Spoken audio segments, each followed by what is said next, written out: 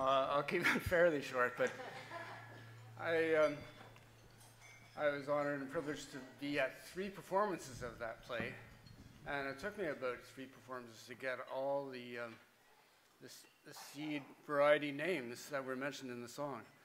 And it's really amazing where seeds get their name, because that's part of the story of seeds and how they came to be. And it's an interesting scenario. Sometimes when we're really lucky, we get to name seeds ourselves. But that's only the rare case where you see a sport and you get to grow it out and see if it comes true and see if it comes true again, and then maybe you'll name it after the person who saw it, or after yourself, or who knows. But what I'm going to do tonight is just tell you a few seed stories, a couple that were mentioned in that song, and hand out some seeds to people who are interested in maybe growing them out. I hope I only brought about a half a dozen of each, but you could always order some from Saltspring Seeds. And Sarah Dent's going to help me by just meandering through the crowds like she did on opening night, and I'll ask who wants to get whatever seed, and it'll be up to her to give it to whoever she wants. Did anybody hear Radiator Charlie's Mortgage Lifter?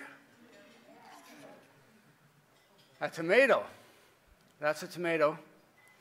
And it's a really great beefsteak tomato named after a man in the States who paid off his mortgage in the Depression by selling this particular tomato. Pretty simple. Ever after, it was called Radiator Charlie's Mortgage Lifter.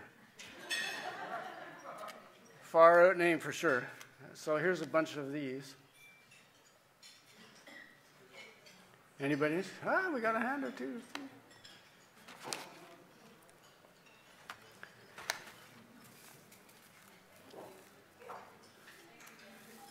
Then Drunken Woman. Anybody know it?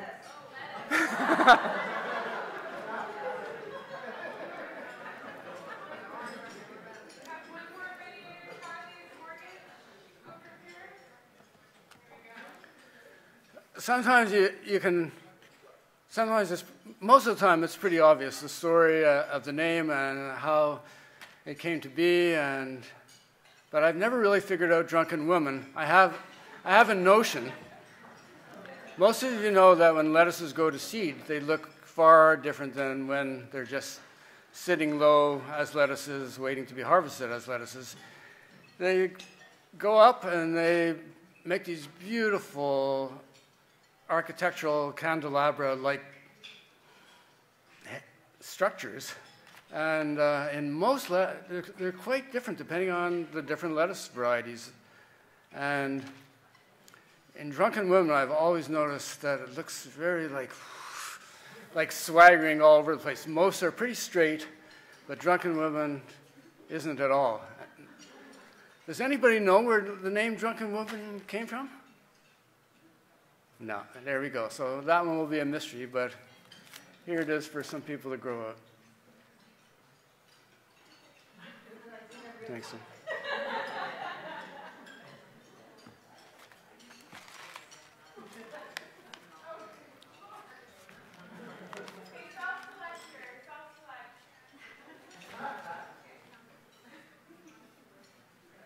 And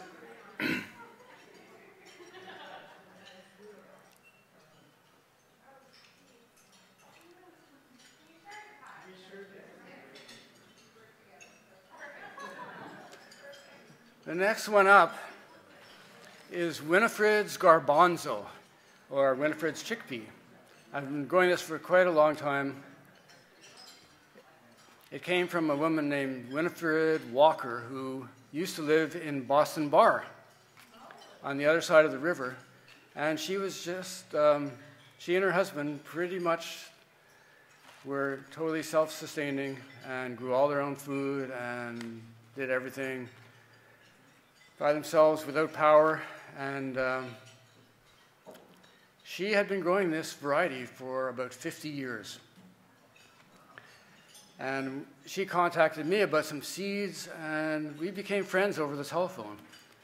And we became such good friends that after a while, she sort of, every single time she spoke to me, called me her long-lost son. And it was really sweet. She was about 88 when she died, and her husband died shortly after. But in all those conversations, the thing that stands out for me the most is the time that she told me, and this is, they were still doing this till they had to separate and then rejoin each other. She said that every night when they went to bed, they did a wolf howl together. So I always remember Winifred from that more than anything else. But and I'm still in contact with one of her daughters. Garbanzos, just to say, are really easy to grow, and there's something that we should be growing a lot more of. They just need a bit longer season than a lot of things. They take about 4 months to mature, but they're very beautiful, graceful plants. Normally I plant mine in mid-April, and very lacy foliage, and you need to separate them by about a foot.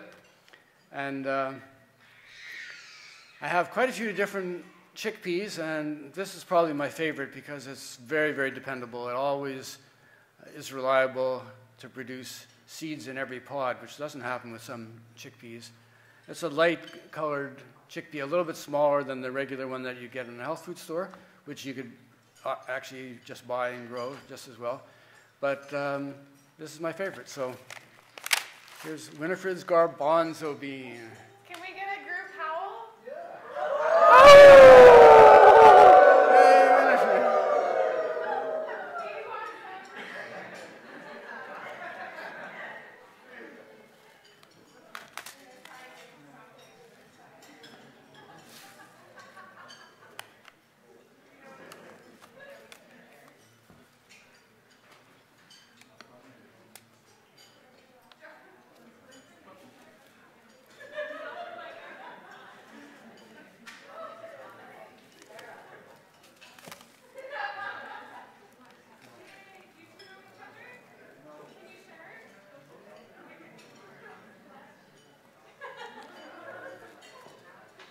Next up is quinoa, and it's a variety that I have called multi-hued quinoa. Yay for quinoa. Quinoa is totally an awesome food. And the first time I had, I got quinoa from a man named Dave Cusack, who lived in Colorado in I got this seed in 1984. And he gave me a few different varieties, and one in particular was named after him called Dave 407. And I started growing it and making selections and growing out the selections. I was selecting for the beauty of the flower heads and for the yield and just general all-around health. And it got to be a pretty amazing plant for me, and everybody started buying it. It was my very first catalog in 1986. And at this point, it's definitely one of our most popular seeds. People request it all the time. And my favorite story about this for me was early on. I think it was maybe the second year I was growing it. And the one thing that makes it difficult to grow quinoa, if it gets rained on when it's ready to harvest, the seeds sprout right on the plant. And I didn't know that at the beginning.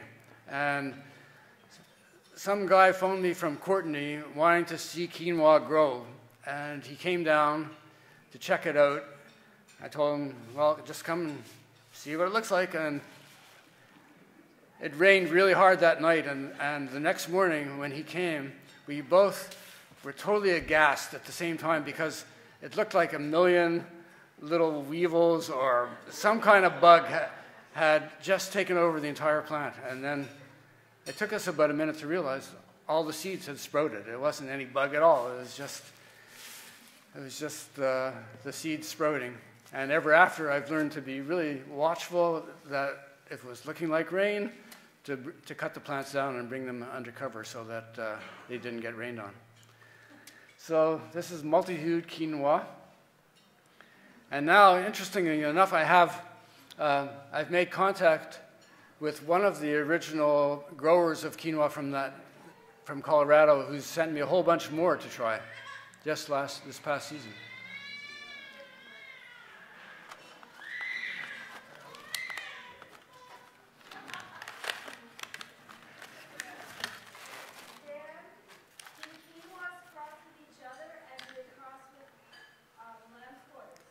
They do cross with each other, and they cross with lamb's quarters a little bit, maybe 10% from what I've seen so far.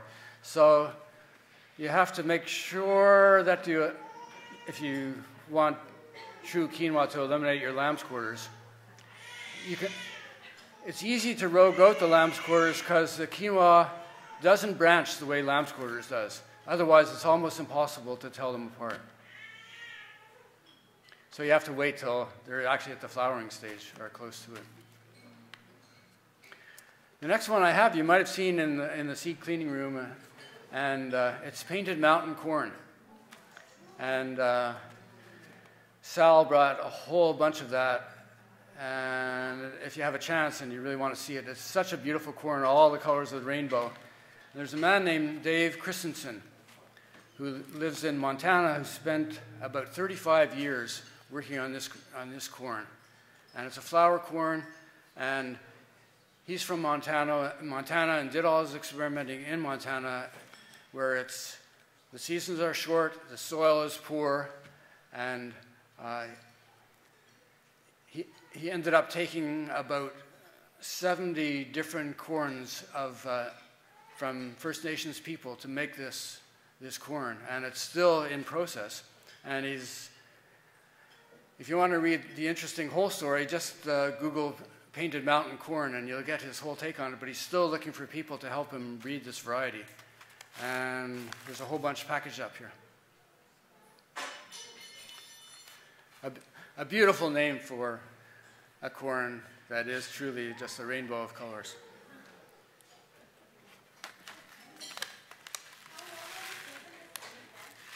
I think it's 90 days.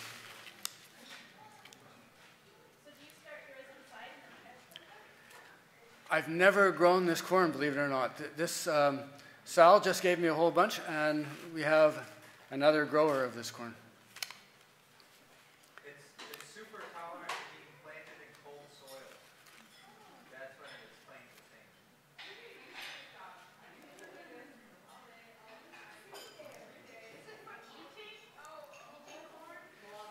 thing. It's very high in nutrition, but it's not a sweet corn as such.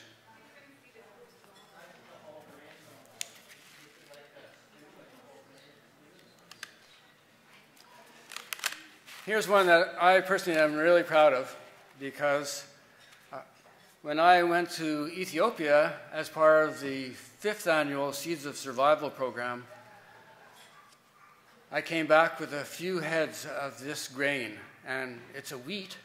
And one day when we were out in the field, an Ethiopian farmer just pointed out this wheat to me and said, "This is a really special wheat that you don't see very much, and it's really good eaten as a whole grain. We don't process it that much. It's really good just cooked whole." And he said it's a brownish color, unlike most wheats that you see. And I took, I think it was 2 or 3 heads back and smuggled them through customs and multiplied them, thanks for that, and grew them out and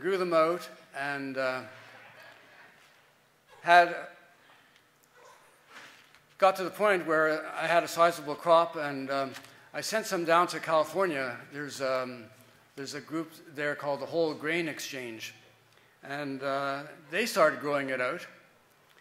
And now apparently there's hundreds, perhaps thousands of acres of this being grown as a commercial crop in California, which is awesome for me because I'm not a prairie boy and really didn't have any background in grain growing, and to know that just from those few seeds that I took now, it's big time, at least somewhere, and I've sold a lot in Canada as well. And one of the things I've been trying to tell people for years and years is that we should get away from growing grains just to make into bread. We should learn how to eat them whole, because a lot of grains are fantastic whole. So it has a blue tinge to the seeds and to the seed heads when they're growing, and I called it blue tinge Ethiopian wheat. And later, they found out that it's actually an emmer, which is a special classification of wheat, and much higher in protein than regular wheat.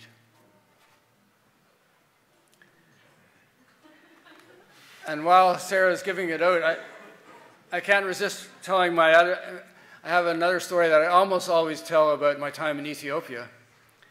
And during that, probably most of you noticed that video Susie Walsh was showing of the farms in Ethiopia, and this guy who was being interviewed, Malaku Waredi, big face and beautiful shiny eyes, and he was sort of my guide in Ethiopia when we were going around to the farms. And early on, we went to the gene bank in Ethiopia, in Addis Ababa, which you saw on that film. And at that time, I had acquired a barley that I got from the U.S. Seed Savers Exchange, and I called it Ethiopian barley because that's the person who gave it to me called it Ethiopian barley. And I was in the gene bank, and pretty bare bones affair. At the time I went there, I think there were 2 naked light bulbs in the main office, and we had this group of us that were part of the 5th annual Seeds of Survival program, and then we had some scientists and some farmers, and I casually mentioned to them that I had Ethiopian barley. And as soon as I said that, everybody cracked up. And they laughed for about 10 minutes without stopping. They thought it was the funniest thing they had ever heard. And then I couldn't understand what was going on. Malaku finally told me that, well, that's interesting that you think you have Ethiopian barley, but we have over 6,000 different kinds of barley in this room, just next door in the seed storage. And then he took me and showed me these accessions and told me that, well, yeah, we have barley for every imaginable purpose. We have barley for thatching, and barley for malt, and barley for the morning meal, and barley for special occasions, and barley for this and barley for that. And that was one of the moments when the lights really went on for me in terms of what diversity could and should mean. And since then I've seen that in North America, we've barely begun to touch the possibilities offered by any kind of crop, really. We tend to focus on, like that chickpea. No, everybody thinks there's one kind of chickpea, or one kind of garlic, or one kind of soybean, the one that they use to make Roundup-ready soybeans. But there's just so much waiting for our discovery. And speaking of soybeans, maybe that's the next one. I didn't bring any of that Ethiopian barley. I totally forgot. But soybeans, way back when I was first, well, I should tell you the story with a little detail, because that's how I started my seed company. I applied I had been growing a soybean that I got from Johnny's seed company in Maine called Black Jet soybean, and I was enthralled that you could grow soybeans that actually tasted good cooked as a whole bean. And then I went through the whole process of trying to get a grant that was federally and provincially operated, and through the research station, the station in Saanich. And it looked like I was going to get the grant, and they finally told me, no, sorry, there's not enough heat units, and we're more interested in kiwis anyways. And that prompted me to start Saltspring Seeds. And then I ended up exploring the soybean world much more, and I found out that the yucky soybeans that are used to make crops like Roundup-ready soybeans, and that we used to be able to get in health food stores at the time, were just such an inferior soybean. And there were a lot of really great soybean varieties of all different colors again, and I found some really nice ones that were two-tone black and gold, and more black ones, And I started growing those out and eating them a lot because they're high in oil, high in protein, and just a little bit with a regular meal is just such a substantial thing that it's a very satisfying crop. So I have a bunch of soybeans here just because it's really important to keep these soybeans growing. When I first started getting into this whole thing, Monsanto had 10% of the commercial cultivated soybean crop in North America, and as things have gone by, it was 20%, 30%, 50%, 60%. Now I think it's 93% of cultivated acreage of soybeans just goes to this one Roundup Ready soybean. And as with a lot of other crops threatened by GMOs and are neglected, not just pursuing these things, soybeans are really, really threatened. So if anybody can grow out some of these soybeans and keep them going and turning other people onto them, that'd be awesome. And there's one here called Grand Fork soybean. That's a gold and brown one.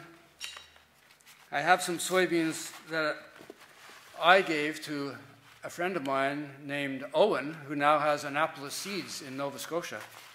And maybe, yeah, well, here, hand them all out together. And wow, and one more. While Sarah's trying to do that, I'll tell you the story, another seedy story of this close friend now, Owen Bridge. I met Owen Bridge when he was just 10 years old at Qualicum Seedy Saturday back 10 years ago. And he was interested in getting seeds from me, and we talked, and he was just young and very shy. The next year he came back, he got more seeds from me, and we had a longer conversation. Then we started written communication by letter, and he had this really struggling handwriting, but we kept on at it, and his gardens got bigger and bigger, and we became more and more friends, and his gardens got to be so big that his parents saw that he had a gift, and they couldn't afford to buy any farmland around Qualicum Beach, so they ended up buying land in the Annapolis Valley, which is only 1/10 what it costs here, as most of you know. And he started a seed company about 3 years ago when he was just 17. And now he has hundreds of varieties, and he is amazing. And we spent some time touring together and talking about seed saving. And check out his catalog. It's at AnnapolisSeeds.com. And really inspiring to see somebody that young become one of our, if you have the passion, it's amazing. You can do all this stuff that we're talking about. You become a seed company. And we need a lot more seed companies, that is for sure. Of the ilk that we know I'm talking about. Just a few more. 1,000-year-old tobacco. 1,000-year-old tobacco. Some of you know about 1,000-year-old tobacco, but this was sent to me by a First Nations person from the Great Lakes maybe 8-9 years ago. And they said they couldn't tell the whole story, but that it had been uncovered in a First Nations burial ground, found in an urn that was totally airtight.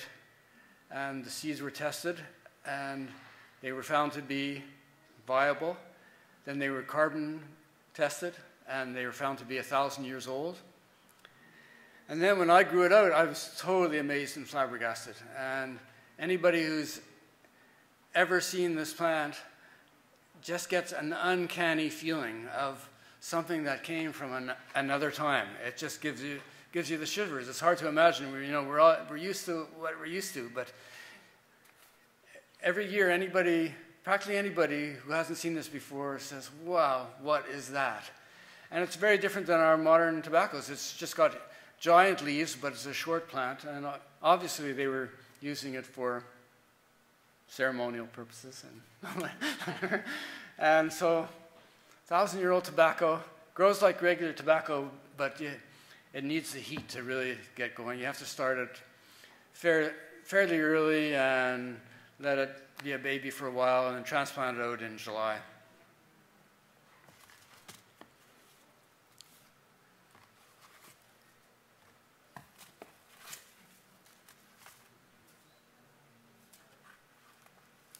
Frank Morton came up in Don's, well, we saw a photo of Don on the slides that Don was showing, and he's down in Oregon, and he's a plant breeder, and he's also definitely an artist.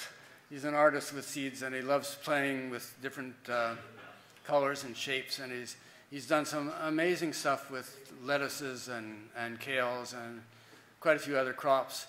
And this year, I grew out 2 of his lettuces, and they were both outstanding. Everybody commented on them, and they both were totally disease-resistant and beautiful and so hardy, long-lasting, and delicious. And one is called Murlocs Red Oak, which he himself is really proud of, and it came from Merlot. I don't know why he called it Murlocs, but some of you might know Merlot lettuce, and it's just a very intensely red, purple lettuce and gorgeous. And now he's outdone himself with Murlocs. And another one is called Jester, and it's a romaine with speckles and quite beautiful. It looks like somebody is definitely playing around with a paintbrush and just going poof, poof. And thank you, Sarah.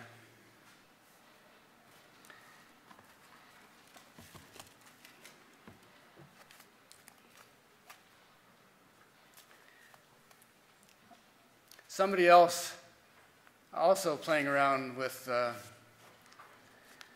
seeds, and some of the things I'm saying tonight are old and some are new, and it's all open pollinated, and it shows you what you can do by selecting and selecting and selecting, or just finding stuff. These I don't even know these people. They're called Wild Boar Farm in California, and I got both of these seeds from my friend Owen Bridge and grew them out this year, and they're amazingly interesting tomatoes. One is called Michael Pollan, named after Michael Pollan, and it was such a refreshing, delicious flavored tomato, a small fig shape, but metallic green and gold, and just gorgeous to look at, and very prolific and beautiful. And another one is called Berkeley Tie-Dye Heart, and both of these were selections just from, they grow out thousands and thousands of tomatoes, and then they just pick certain ones that stand out for whatever reason, and then they grow those out and see what happens. And these are 2 of the results. The Berkeley Tie-Dye Heart is this big, lumpy, bumpy, crazy-looking tomato that has amazing flavor, and the size is often 6 inches across. Very heavy, but not pretty, but the colors are, well, it depends if you like that sort of lumpy, bumpy look, but the colors are amazing, all different colors. And here's the wild boar seeds, and one more. Another tomato. And Michael has his hand up there, and Michael and I have a connection on this next tomato, because this came from a man named Andy Pollock, who Michael went up to visit just a little while ago. He lives up in Houston, BC, where he grows tomatoes in really abhorrent conditions. It could frost there any month of the year, and he gave us this tomato, and I called it Pollock Tomato after him. He's been selecting this tomato from the time he lived in Kamloops, and then through all the years that he's been up north in Houston, BC, and he's been selecting, well, it originally came from Bonnie Best, which some of you probably know, or John Bear, but he's selected for yield, lack of a core inside, flavor, and especially resistance to cold. And these tomatoes this past year were unbelievable in my garden.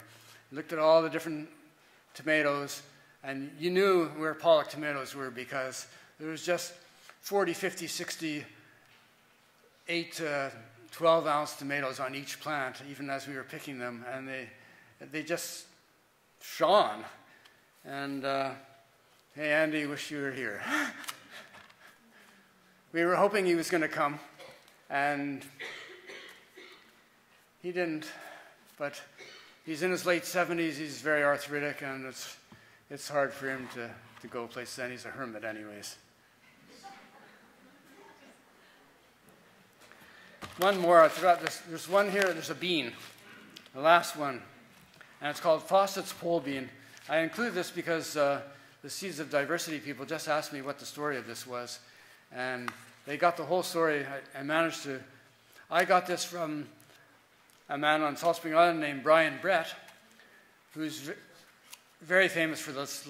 His last book was called Trauma Farm, and it won all kinds of awards. And he's won other awards for other books, but he's close friends with a poet named Brian Fawcett, who's in Ontario, in Toronto. And Brian Fawcett got this from somebody years and years ago, and he thought it was so great that he stopped growing every other bean. And he says this bean stays the freshest, the longest, and is the most productive, and it has won prizes at competitions, so must be a pretty good bean, I think it is.